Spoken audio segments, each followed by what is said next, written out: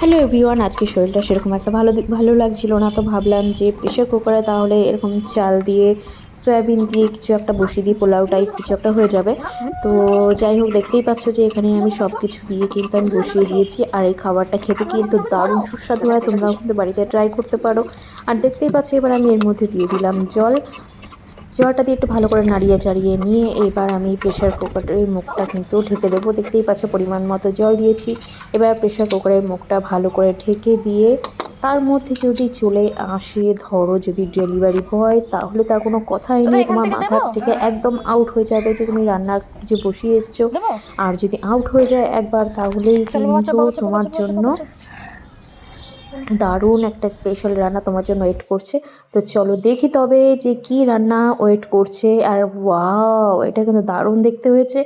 আর দেখতেই পাচ্ছ যে দারুণ দেখতে হয়েছে। তোমরা কিন্তু এই রান্নাটা বাড়িতে ট্রাই করতে পারো। আর বিশেষ করে সেই দিনই ট্রাই করবে যেদিনকে তোমাদের কোনো ডেলিভারি আসবে, সেদিনকে তোমরা ট্রাই করতে পারো। তো দেখো কি দারুণ হয়েছে রান্নাটা, তোমরাও কিন্তু বাড়িতে ট্রাই করতে পারো। ওফ, কালারটা জাস্ট দুর্দান্ত হয়েছে।